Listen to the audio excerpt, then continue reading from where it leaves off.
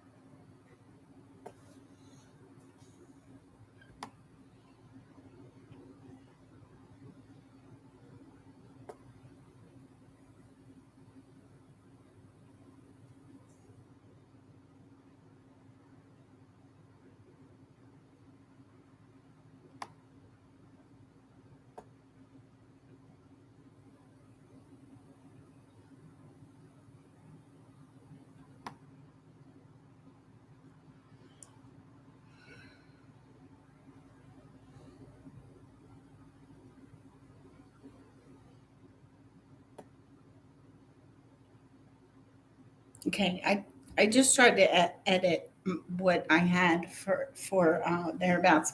I'm trying to say in absolute real time. My eyes really look, they're blue.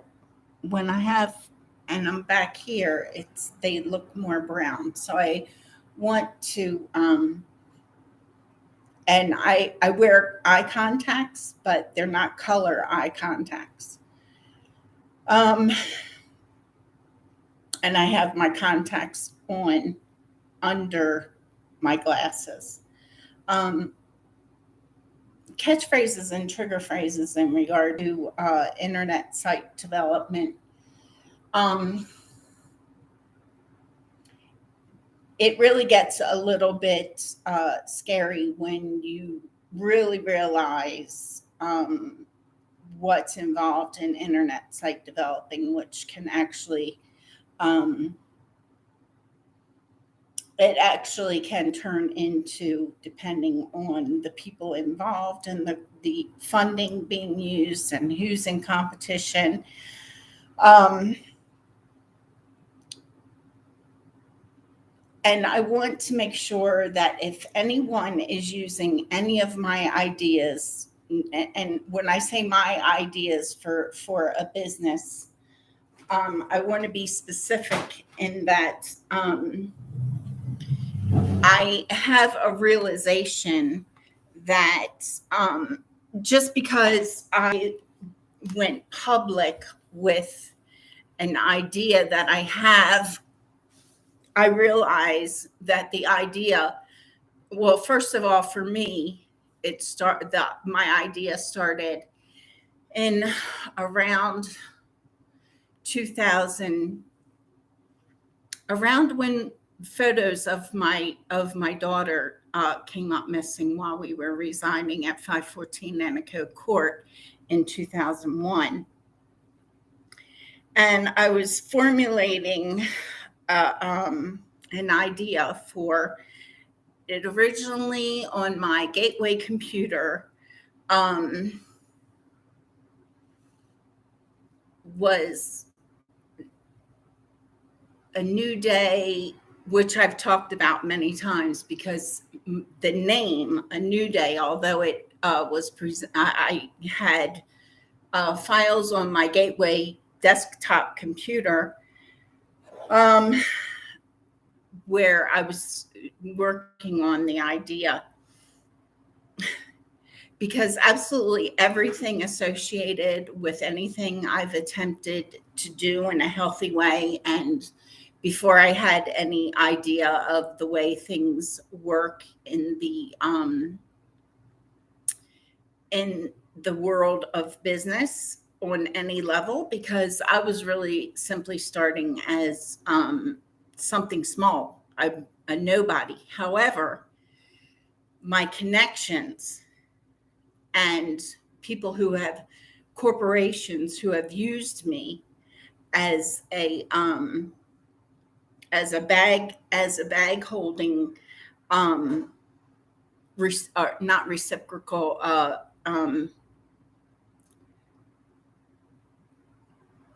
I can't think of the word that begins with an R. Anyway, I had originally started formulating my idea and a business that involved greenhouse building and mini farms. And I was sort of mixing, or not mixing, but coming up with different ideas. Anyway, we're talking in 2001, okay? And those files, wherever that computer is, because that's when, actually, that's around the time I was being maneuvered subconsciously by my Henderson family and my former employer, RAS Builders. And I'm not being overly brave by saying that. In fact, I think I could consider myself more brave had I, and I've mentioned the name RAS Builders many or sometimes before, but as an organizational culprit in my life, other than Doug Warrington, I don't think that I've presented that connection publicly, although I realized that there obviously was a connection.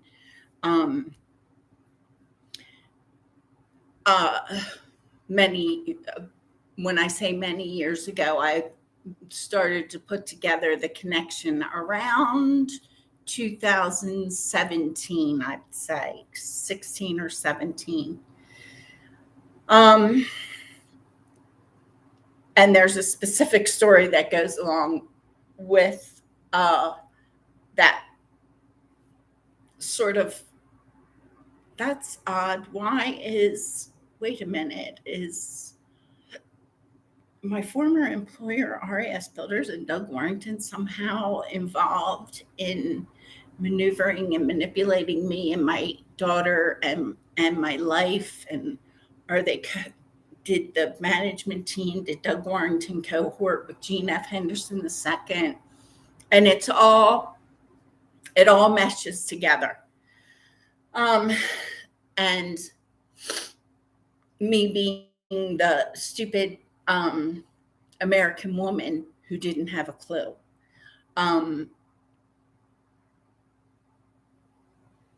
So the idea of what has culminated into a more solid idea that I can present is and started out, I was going to call the business A New Day, which is a take on my name. My name is Dawn, and a New Day is a take on my name. And so I'm certain that whoever has, if it can be found, the circuit board, I don't want to use the word motherboard because I don't like that term because it sort of is revelational to and associative to the use of human beings as central processing units,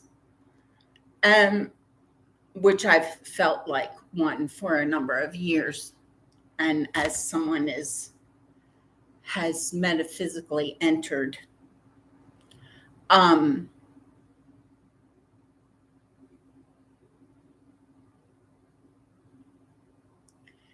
um,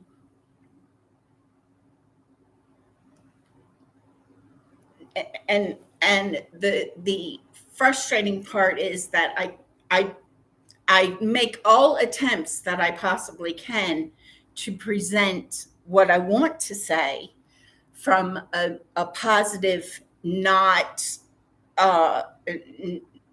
non-resentful, got over what they did.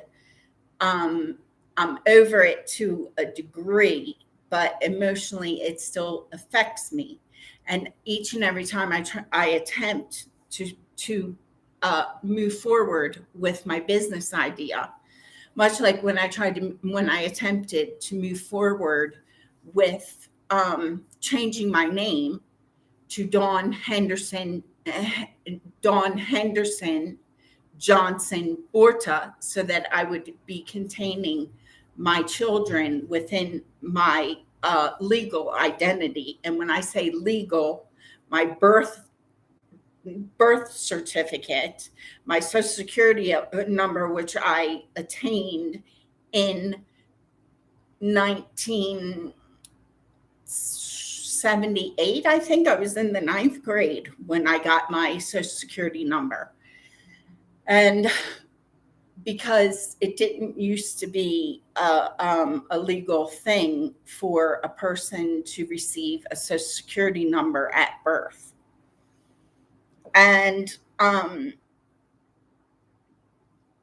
therefore, I think I was in the ninth grade, and that would have been about 1978 or 79 when I was 14 or 15 years old. And I wanted and needed to change my name when I started to realize that one of the reasons I was being looked at oddly, either opportunistically, purposefully, by like my first daughter's elementary school teachers and principals and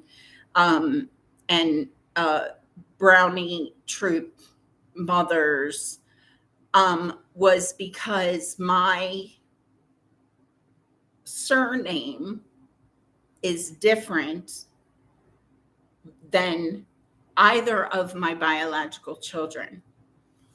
And my biological children are 20 years apart,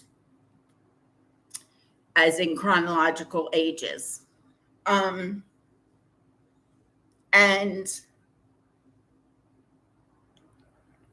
when I was making attempts to have my name changed to Henderson Johnson Borta, so that I could, that was about when my second daughter we were motel hopping under Pell Grant funds, Pell Grant and student loan funds,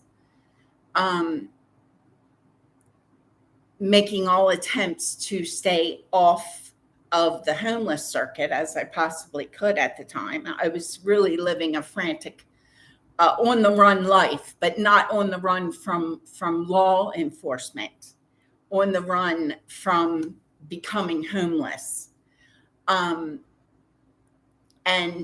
when I wanted to and needed to start to realize I need to have my name changed, because I'm starting to see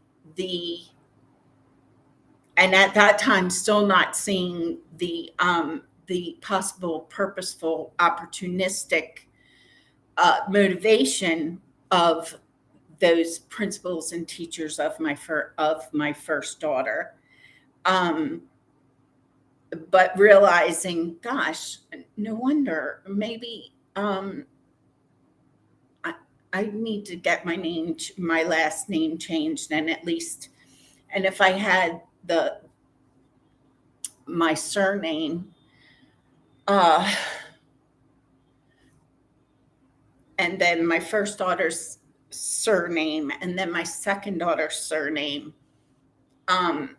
I might experience a little more fluidity and acceptance from other mothers. I don't know. I wouldn't have been looked at with the amount of scrutiny that I now, at that point, began to realize what might have been going on, why I was experiencing scrutiny, and the reason that that I didn't have my give my children my last name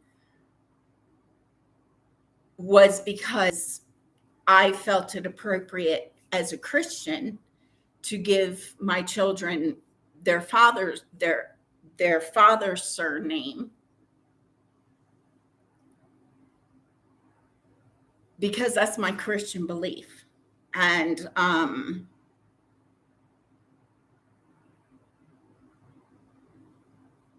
was running, and so when I started to realize that maybe the scrutiny that how I was being looked at during my first daughter's like elementary school, as I said, from teachers and mothers, and I was running. It was let's see, 2000. It would have been around 2010, 9 or 10. It wasn't too long before I had lost custody of my second daughter, and to the state of Colorado. And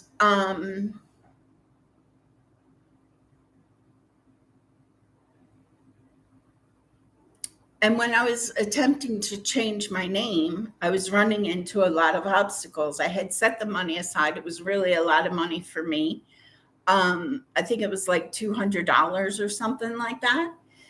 But I was, again, in a position where I didn't have a lot of mobility. I was on public transportation. The motel that I was at the time, nothing was convenient. And I didn't have a car that I could just hop in and go across town and put forth the application or whatever. And I was trying to maintain, trying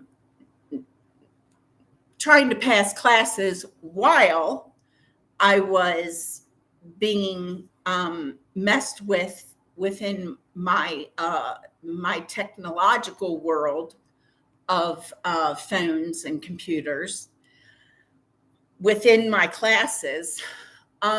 So it was more than I could handle. It was more than I could get done. It was more because I was being smothered by all of the politics and guilt of people, of me and my children, where I wasn't being allowed to move. And I'm still not. I'm still not in a position where I've presented my case enough, evidently, that that someone can find it within my human rights to have my own identity back fully, my children, my claim on land ownership, and the case that I've presented again and again, which is a valid case against all of the people who I have presented allegations against. And then aside from what they actually did, how that all affected me and my character. And now, a few years later, I'm in a situation of being a homeless person in beginning in 2007, really, when Petrus left. And see, there's still these, whoever has access either through cameras in the ceiling or cameras in my apartment or across the way or across town, whoever has access to my computer right at present time, I'm surrounded by a team of people who are constantly in tune with my every move, my every word, my every time I get on my computer. And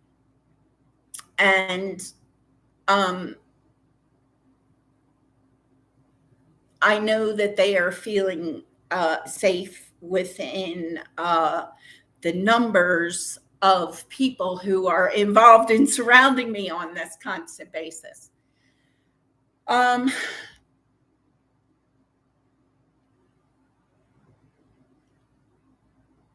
So when I first decided to start my own business in 2001 was around the same time all of this odd things started happening in my life. Well, actually, those odd things started happening a little bit before, because one of the first things was when I broke up with Doug Warrington in 2000. In 2000, I think it was, and he, after having stalked me via phone and just different things that I didn't understand how he would know. How did he know 15 minutes after I got to my sister-in-law and my brother's house that I was there? Because I didn't tell him, because he was calling me every 15 minutes, harassing me, crying, begging me to come back to Colorado. And it was literally getting more than getting on my nerves. I was distraught. And he was threatening to kill himself and all this stuff, laying really a big, huge burden on my shoulders, when he and I simply, we were growing apart. And so I didn't choose to stay in the relationship. And I gave the ring back. This again was before I knew about the truth about RES Builders and how I was being used, and the Henderson diamond mines. And I gave the ring that he gave back to me, that he made such a big deal over the phone, not realizing that I am not the kind of person, I'm not the kind of woman that gets bought by, they knew that was coming too, by monetary and jewelry and cars and all that. I never have been. I'm always have been a more independent, and then the men then want to label me as, including Gene F. Henderson II, because it serves him for me to be labeled as a lesbian. And I don't think that me not wanting to be labeled as a lesbian is a prejudice comment.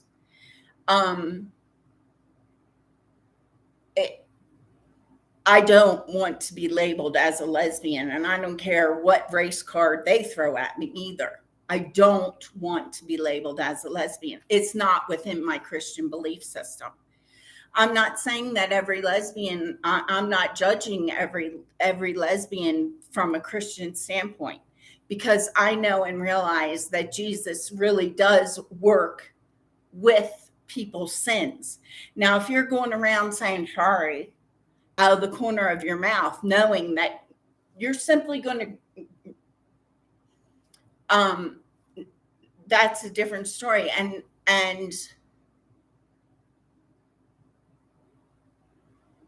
I'm simply saying that within my character, who the character and person that Jesus put me on earth for, is not called to be a lesbian, okay? And and when I say things like like I don't like, or if when I say in a conversation, because I feel like I'm being pursued by the lesbian political groups, and I say out loud, I'm not a lesbian. I don't want to be pigeonholed. Now, if you can be my friend without trying to convince me of how good of a lesbian I would be, or you just don't see. You just don't see how good of a lesbian you are, and how you really like, and da da da da. Because these are the kind of return comments I get when I say I don't want to be labeled as a lesbian. I'm not a lesbian, okay? And I have a right, just as much as lesbians have a right, to go out and say, and if they want to take it offensively that I don't want to be labeled as a lesbian, and they can't be a friend without being offended that I don't want to be labeled as a lesbian, it is not my Christian calling to defend lesbianism.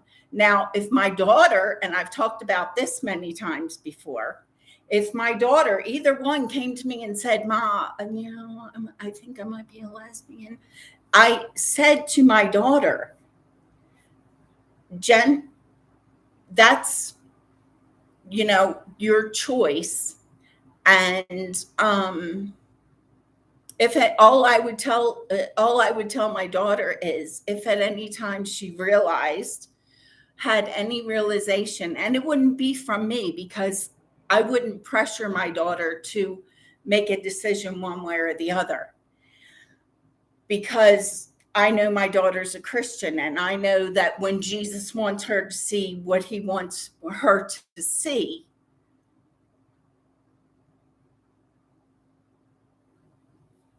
then she would have the realization, or whatever Jesus wants my daughter to see at any given point in time. And if I'm vocalizing in public that my children are born of my womb are Christians, and Christians according to my belief system, not other Christian belief systems, because I haven't found one Christian who hasn't used Christianity as a vehicle for monetary or political or social climbing.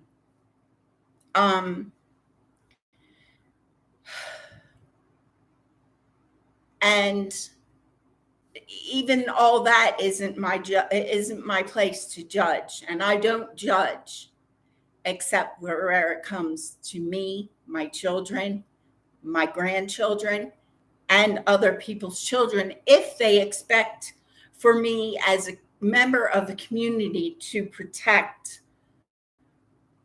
innocence within innocence, as in INNOCENTS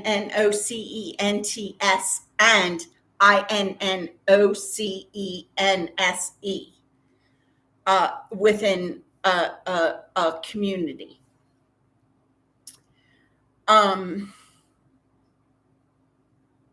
And even then, I am going to protect my children first, and my grandchildren. So how I got started on the lesbian thing, I don't know. Oh, because when I say I'm abstinent, or I'm not interested right now, or perceivably anytime in the near future, a relationship with any man other than a friendly relationship, non intimate. Um, and so I don't serve the professional rapist population. And believe me, there is a professional rapist population, and I'm not a member.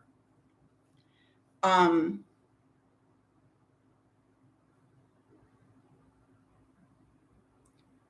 uh,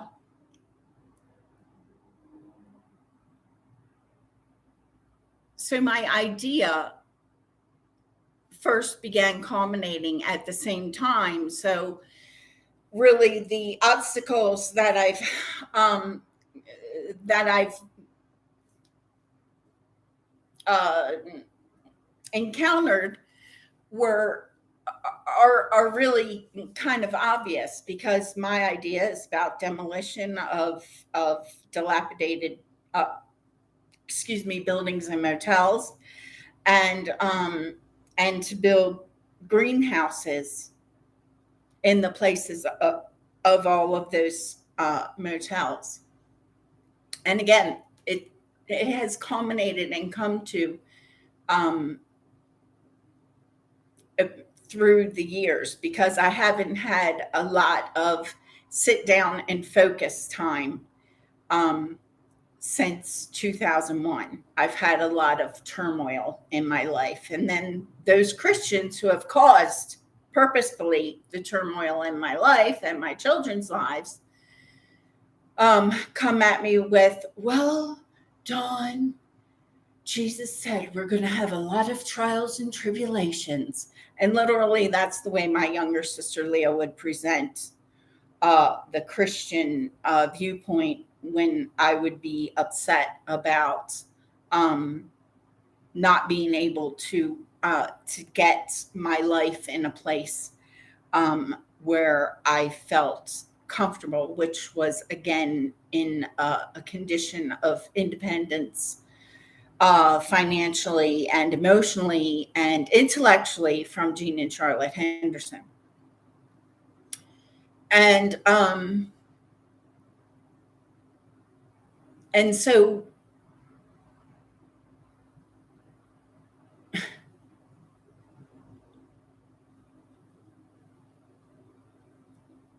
I simply think that so in the catch word or catchphrases and trigger words and phrases, I want my company and my internet site, if I ever get it going, um, to not be about sharpshooting teams or children or human trafficking or anything that I don't want to be a part of.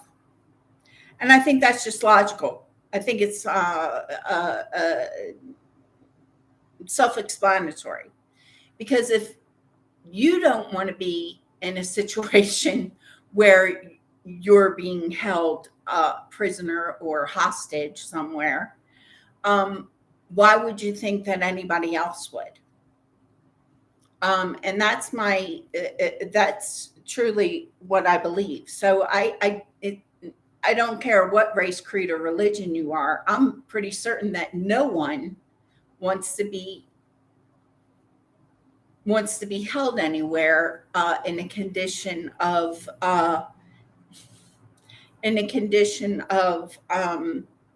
distress. Um,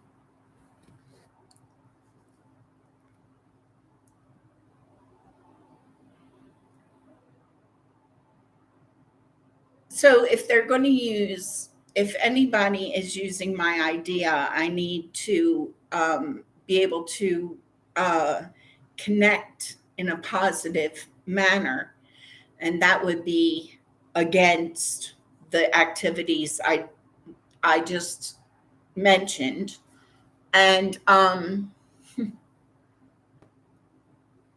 I don't like to use a lot of hand movements because I know that there's a metaphysical presence that I don't want to violate metaphysically. Um,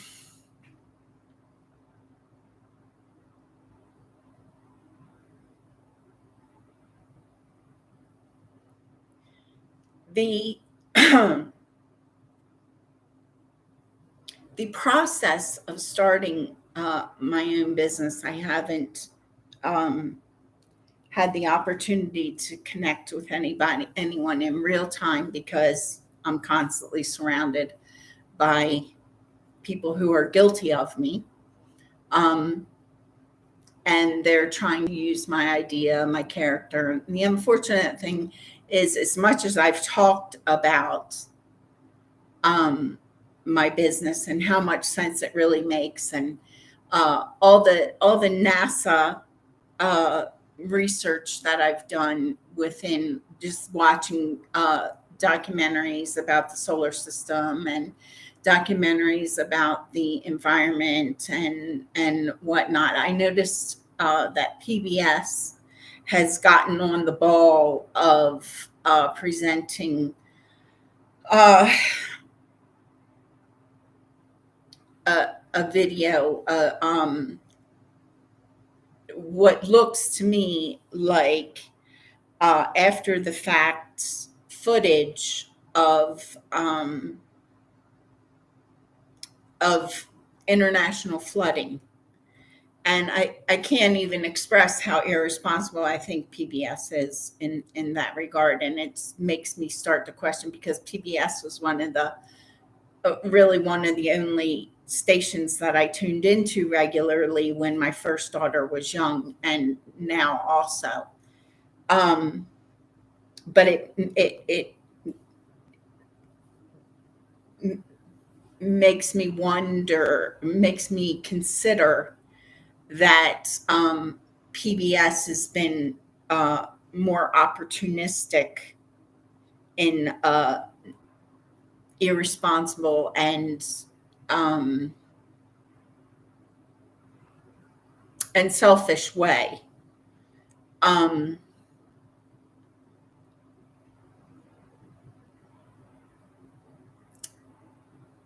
because if the the the documentary that I watched yesterday was the footage was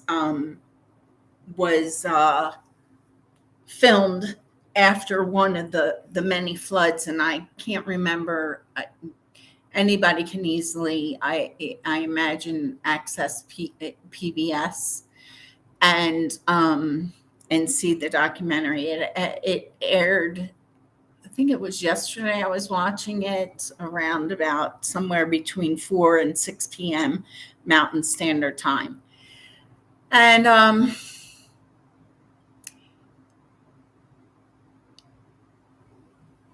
do I feel, or am I concerned about PBS and their presence within broadcasting for so many years? No.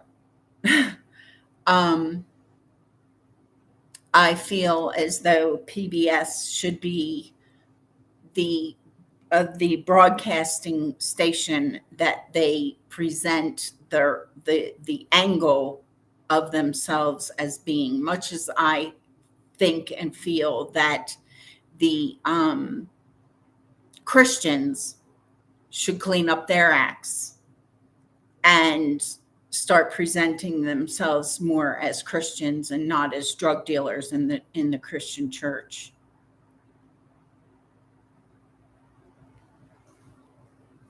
Um, allegedly, they like when I say things without saying allegedly, because then they can start a whole, oh well, blah, blah, blah.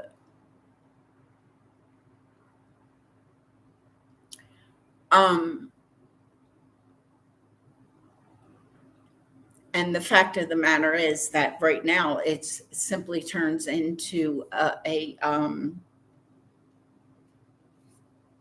many people can I reach outside of this immediate uh, uh, surrounding of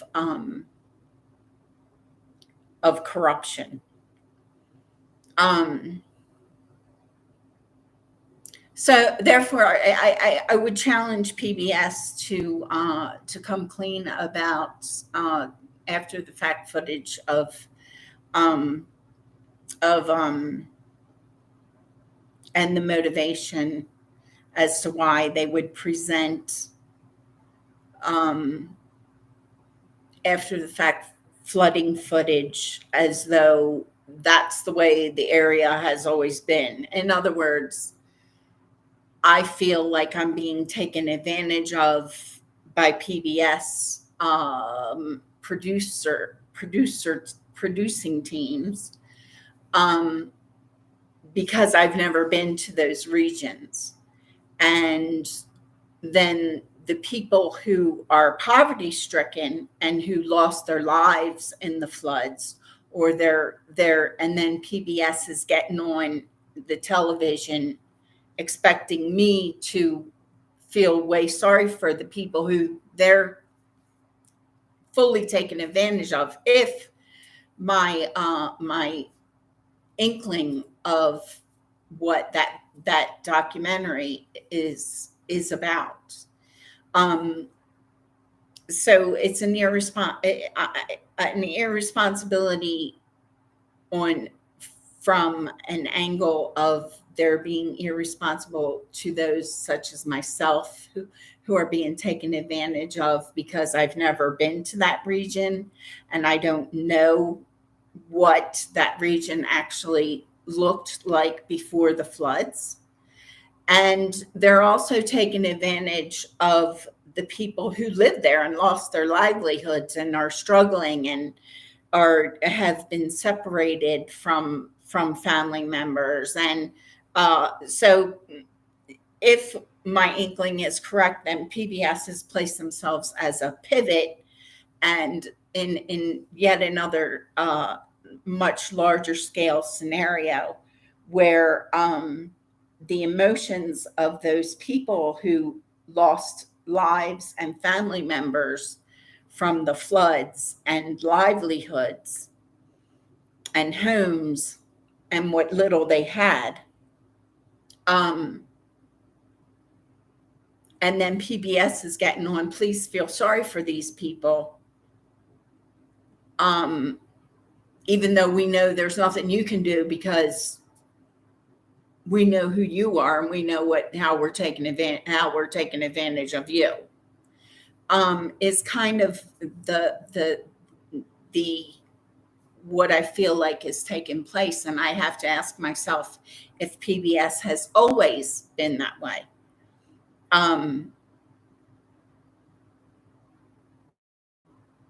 And as a person who's seriously concerned about the environment and things like that, and feels as though my idea of greenhouse building is actually a necessity from an analysis I've made and observed from the videos and about flooding and fires and solar systemic chaos and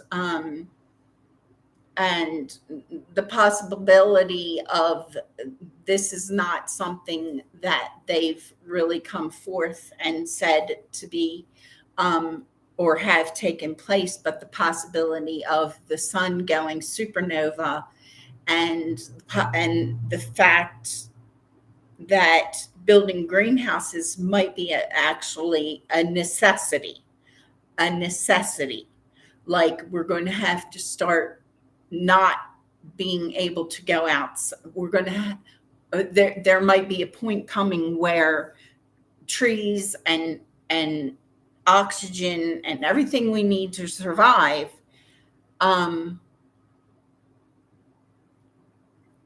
is not going to be available to us unless we start doing something like really, really real time. And greenhouse building, I think, might look like a token effort from the people who have actual real time knowledge of where um, things stand in the solar system and what's going on. And I, I, I know that with all the different theories of supernovas and the time periods and uh, light years and all that stuff, that really, I don't believe that there's anyone who can actually calculate what would happen and how long it would take to happen if the sun were to go supernova. All I know is things that I've observed and that I've been brushed off as, oh, who is she? She's just a little chicken little. And that would be a tag that Charlotte Henderson placed on me um, many, many times in her ignorance of my existence, actually. Um, um,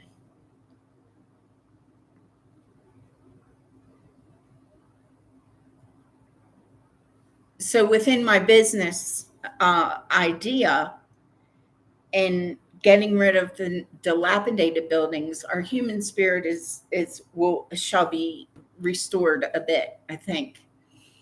And in working together as a diverse community, instead of companies that are purposefully trying to agitate everyone, having a company and a corporation who actually would work towards and set scenarios where diverse community can interact on a plan where everybody can work together. Because my assumption is, and I hope I don't have my head up my you know what about this,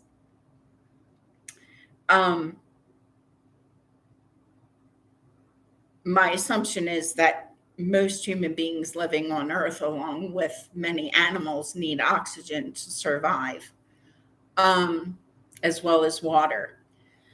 And another thing that puzzles me about all of the environmental, the commercials that you see, and I've seen since I was a little girl in the mid 1970s, as to why I'm not seeing on local news or local commercials anything uplifting. It's always, oh gosh, doomsday, but we're going to point the finger at you so that you can carry the bag of our emotions about how scared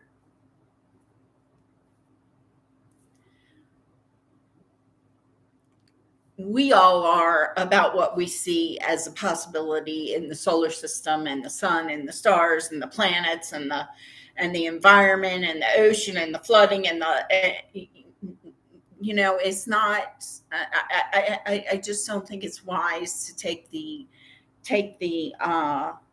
thing. Oh well, it's all going to happen anyway. Let's just go to the bar. Let's just go to the bar and hit the barbiturate bottle.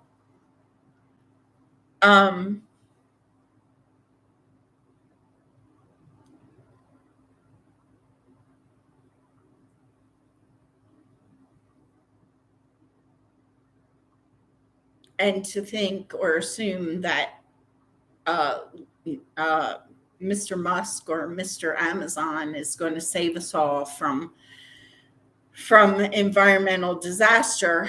I simply, if the world were going to end tomorrow, I would rather have and be around people who are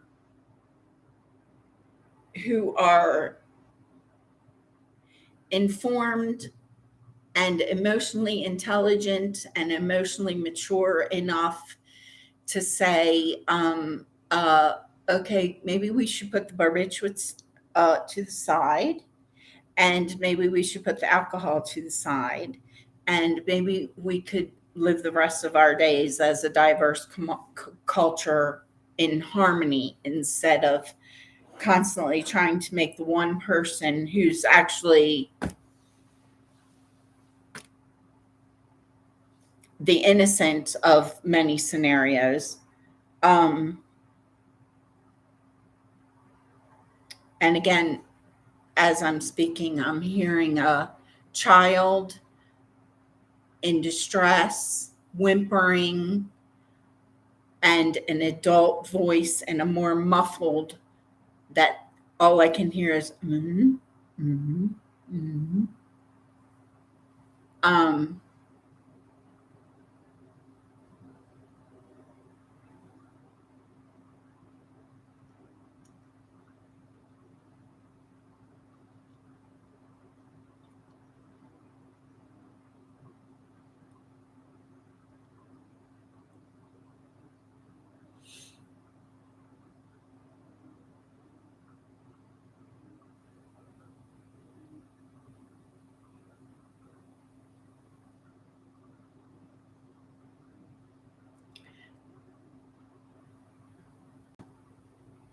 a child or someone in distress is being questioned.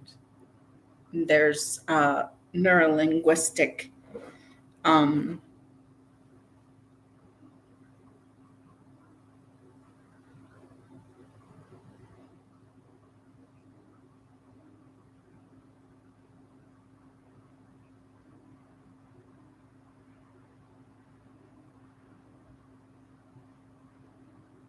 so when this what I'm hearing in somewhere off in another room or another unit or another building, um, not as in another room of my apartment, because I can take my camera around and show every room in my apartment except for this locked closet right here, which really bothers me and has bothered me since I moved in here. And actually, one of the places where I first started hearing like sounds that were really that were scaring me, and I called the police about it several times. I had asked the police to open the closet door, and they wouldn't. And I have to mention all this when I'm hearing this, because I don't want anything to do with any ill treatment of any children anywhere, not anywhere on the world. Um,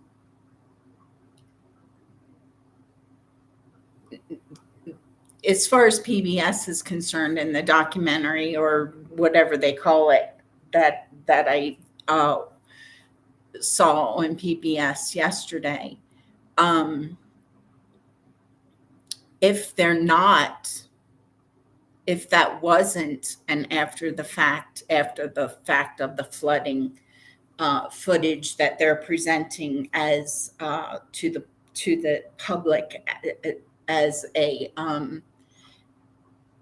as a oh yeah, this is always the way it's been, this area has always been flooded like this, and this is great. And I'm not that kind of I'm more like, okay, how are we going to deal with this? Don't give me a bunch of um what I'm viewing as real-time information. In other words, I'm interpreting it as real time because they're presenting it as though it's a real time uh, world situation or environmental condition. Um,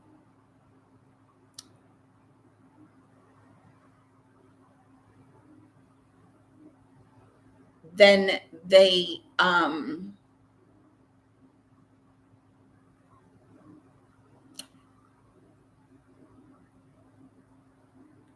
should make more efforts to present actual real time information as far as commercials and about the flooding and the restoration and rejuvenation of the earth. Don't show me footage of the day after the flood and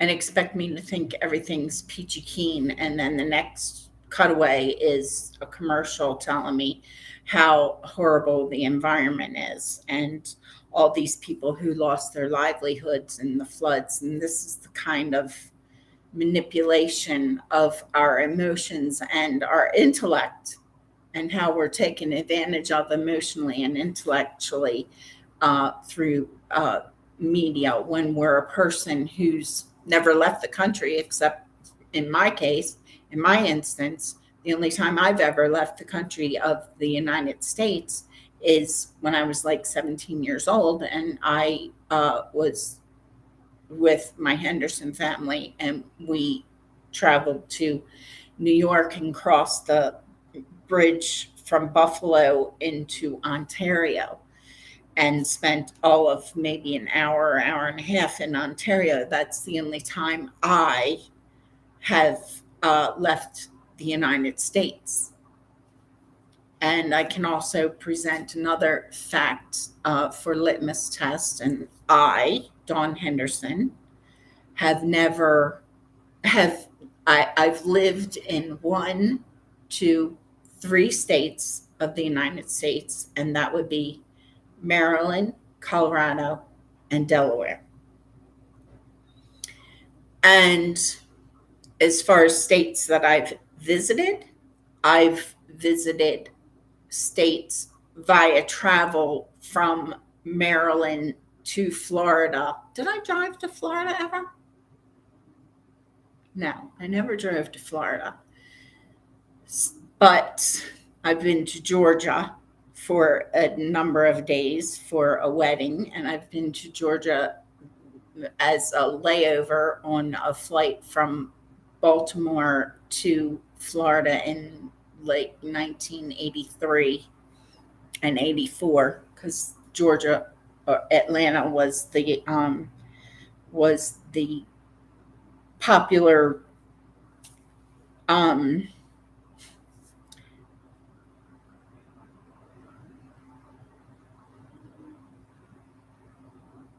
someone is actually has access to my thoughts, because every time that I attempt to make a video journal entry and it stops and restarts on its own, I know that's someone possibly who has had my driver's license, my birth certificate, or copies thereof, like former driver's licenses from Maryland from my younger years. And that's all of my identity, I believe, has been, as in legal documentation of my identity, birth certificate, driver's license, social security card. They've all 3 of those documents in different, and I haven't been allowed to have a life. I've always been held in a condition of living or residing on my own. When my first daughter was young, on my own with my first daughter, with no social life. And that, in extent, to what was my choice, but it wasn't my choice for other people who have taken advantage of my choice to not be a partying mother, as in going out drinking and socializing instead of staying home with my daughter and going to work. Wasn't my choice for my identity and my character to be used in other scenarios that I chose not to follow storylines of a single mother who did this, or a single with my name attached to those. And the story or the movie Family Man comes to mind only to illustrate sort of what I'm talking about. Because you've had, unless this has happened to you, unless you know that your identity and your identification documents have been passed around for the purpose of creating different scenarios, and that you know that those scenarios have affected your personal life, your business life, and when I say business life, your ability to obtain employment, your ability to move forward emotionally, because it all had held me in a place of such emotional distress, the things that I have experienced, um, that I haven't been able to progress. Like, for instance, with my business plan and with my personal life in regard to getting my children back and being able to defend myself in the first place against losing custody of my children. Because had I known then what I know now, I would have known and realized that, and I'm going to say this again for purposeful and for other biological mothers who are coming up and against states who might be uh, trying to take someone's biological children from them. Child Protective Services is an illegal government organization. It's illegal in regard to our civil rights.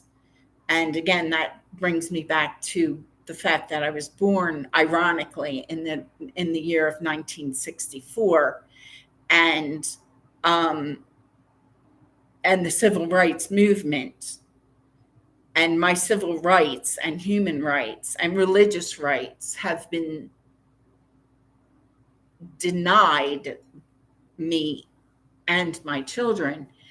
Um, so I want to make other biological mothers aware that there is a stand they can take against Child Protective Services if and in fact, as in my case, I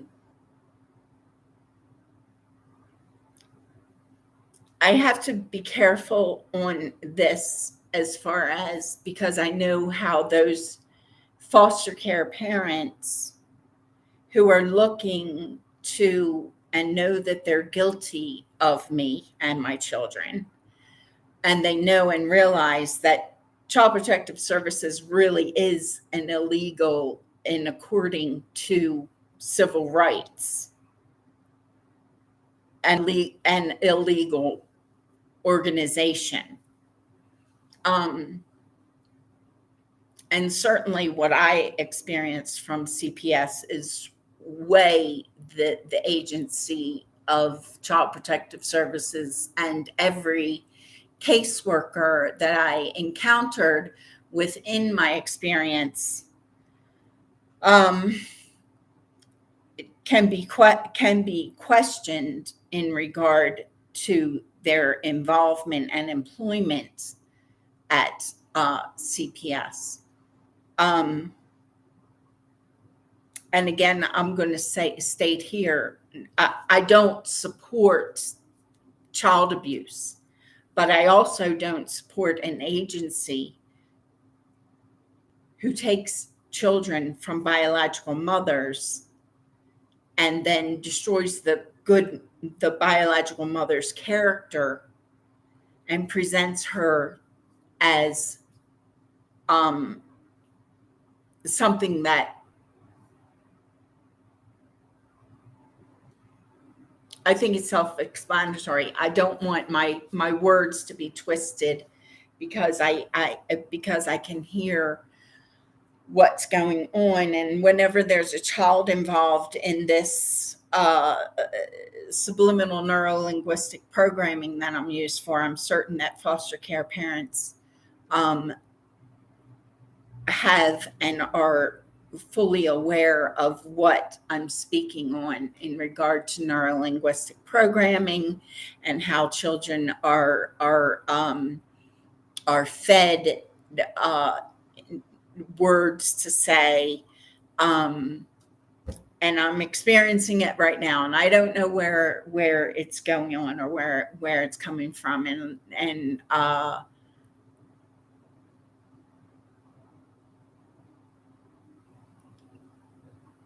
I'm trying to hear what words are being said, but it's all, excuse me, very muffled. And so I don't support abuse, but I also, because of my experience with, and what I know now that I didn't know in 2011.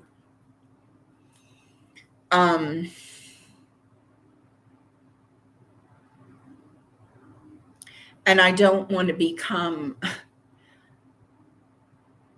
a backing for any biological mothers who don't have a similar nurturing and need and connection to their own biological children as I have to my own biological children.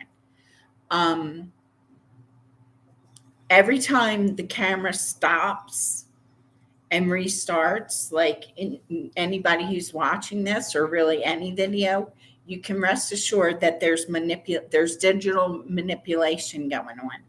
It's not just a glitch in the signal, in the satellite signal.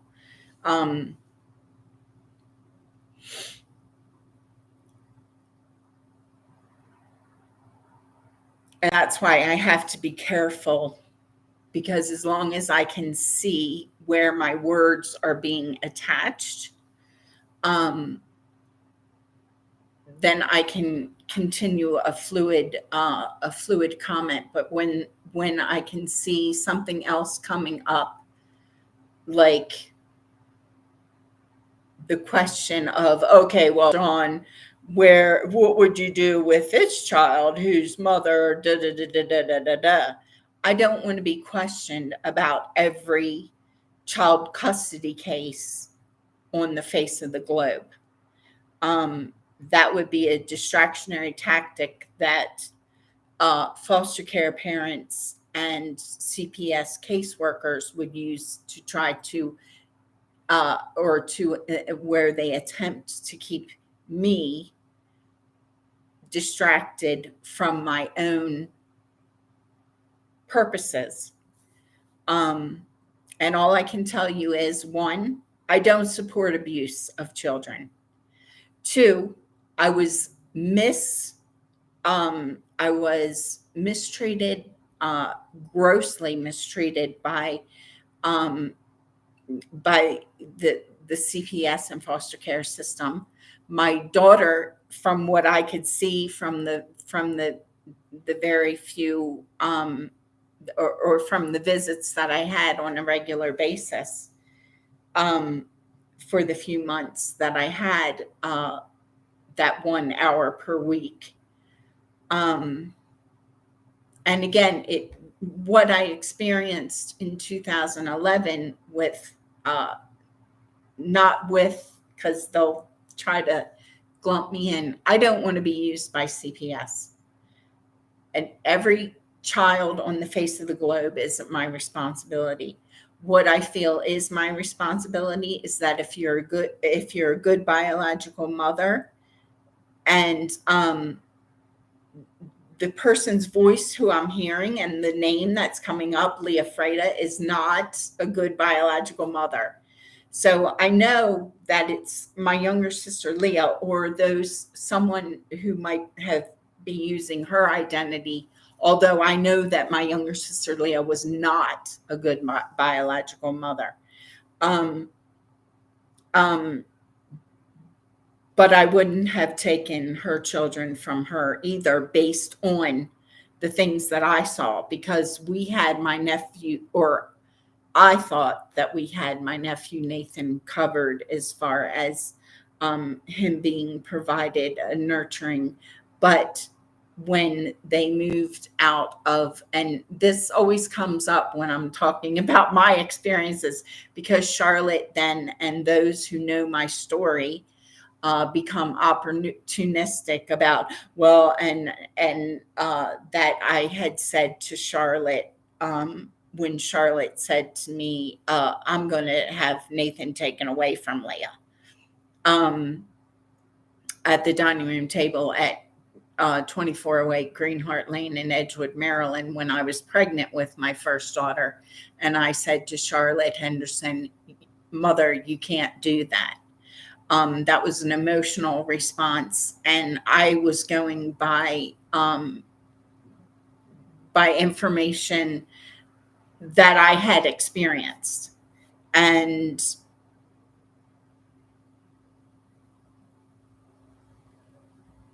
I don't agree with anything I saw of my younger sister Leah, but I felt like at the time that based on what I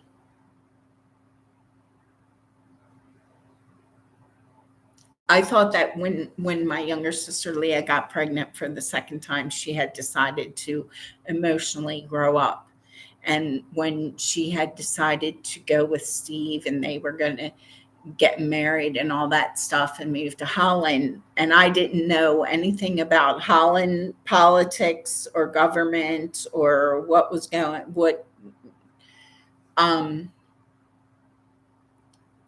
I think in retrospect that my nephew Nathan experienced a lot more distressful situations as a child in his upbringing. But I still don't support Charlotte, and because there was also Charlotte's very possessive um, character, as in ownership of my nephew Nathan. And so I didn't see Charlotte's solution as anything any better than allowing my nephew Nathan to move to Holland with my younger sister Leah and her prospective prospective uh, husband, Stephen.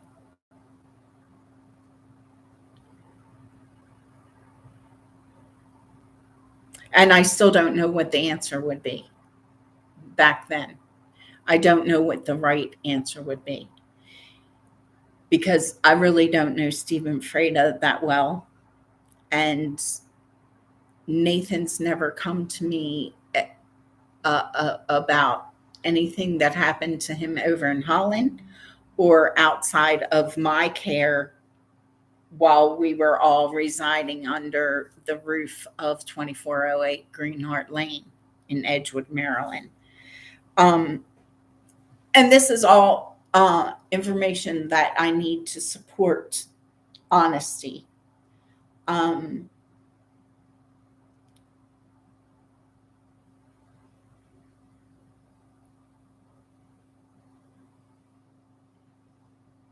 and all the men who who were involved in my nephew Nathan's life at the time, all the many dates. And I'm sorry that my younger sister Leah's might start feeling the um, stress of her own misdealings in regard to me and my children. But for the full story to be told, um, shall benefit myself and my biological children, which is just righteously so.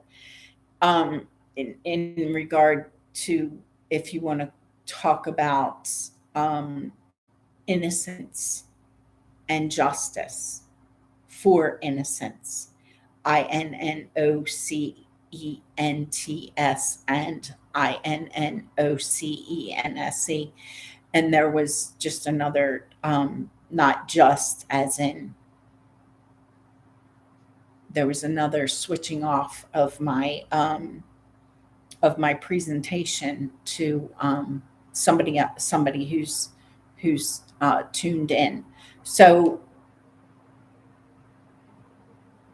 what I would like other biological mothers to be aware of is that if they're good mothers and they're wondering why they're going through such uh, or they're because I'm not trying to set up other mothers either to um, um, I believe biological mothers should have full custody of their biological children in every scenario, be it, uh,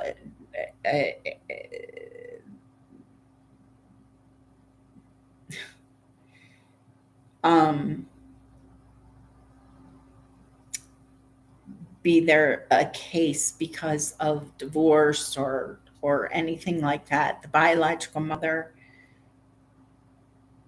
should have number absolutely priority in the custody of their own biological children. And I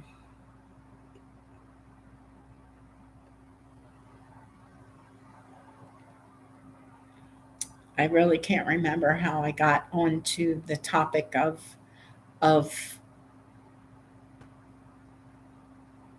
child protective services, and I don't want my name attached to that um, acronym. And now I know that there's a company that goes by the name and uses the acronym CPS. I'm not certain what that company is about, but I think I will uh, and shall look it up uh, right now. I can stay in in connect to my live stream.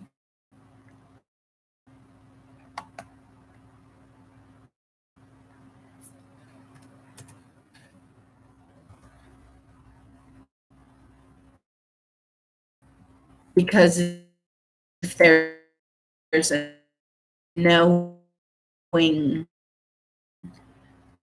of this company, let's see what comes up.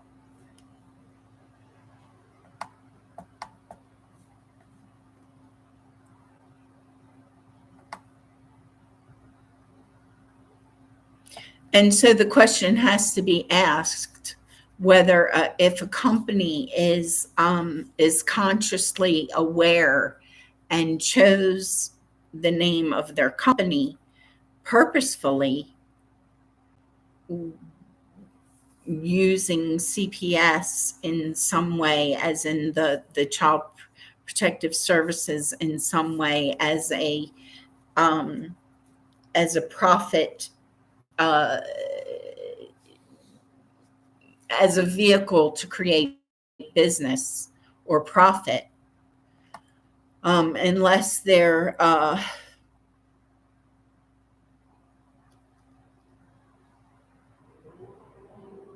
unless they're contributing to creating a vehicle to have that particular agency investigated, um,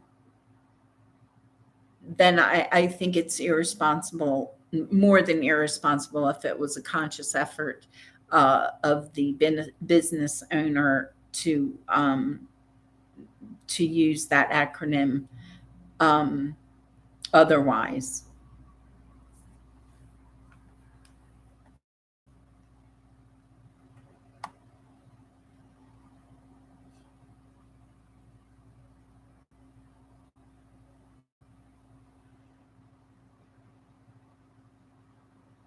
Consumer Portfolio Services, CPS Energy, CPS Test, Click Speed Tester.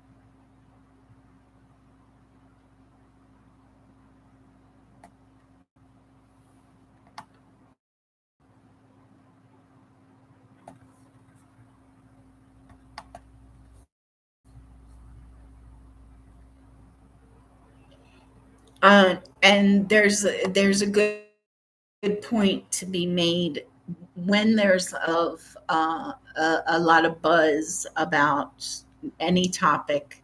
That's when proprietors, opportunistic people, oh, there's a lot of buzz about this, and that's how they use that. That's how businesses use um, buzz.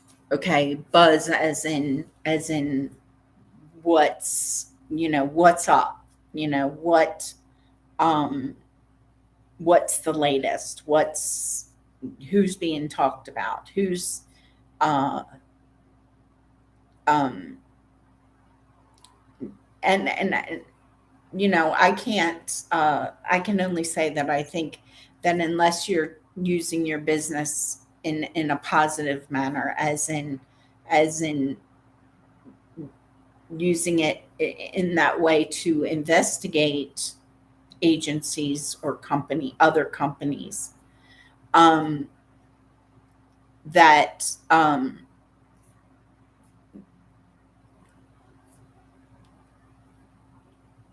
I'm Christian, but the word karma comes to mind.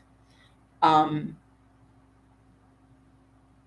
and I say but because karma is a word historically used in the Hindu culture.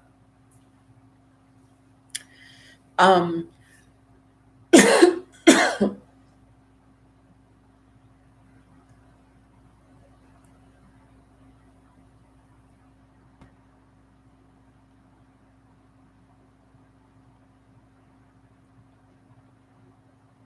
I really don't want to say anything further, not because of any more truth about myself, so that I can provide a litmus test for my own cases and for other truth seeking people. Um,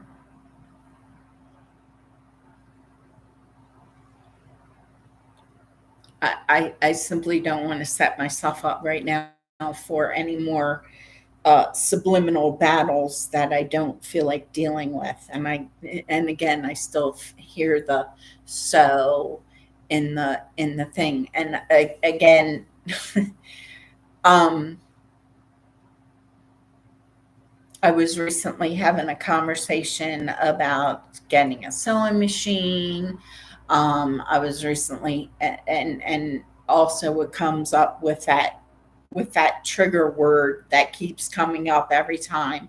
So, or therefore, now that'll word will be start to be used, but the word so is a trigger word used directly connected to me in some kind of business or internet site developing. I'm certain because there wouldn't be this neurolinguistic that I can hear. Um, a, a being created while I'm speaking. And I can only assume until I begin to experience more positive, um, uh,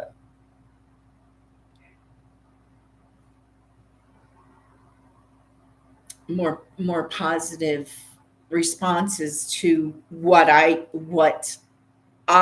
represent as a mother and as a Christian female who's experienced what I've experienced.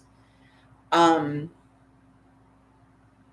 I can only assume that the what and who I'm being surrounded by in regard to internet site developing and stuff like that, that their endeavors are um, opposites of what I am making all attempts that I possibly can uh, to present a less and create a less corrupt world on all levels for children, um, of all race, creeds, and religion. And if you want to come at me from another race or religion and say, well, and tell me your culture feels differently, then you practice for your culture and you help. If you know where my children are, you help and reveal any information that you have on and about where my children are.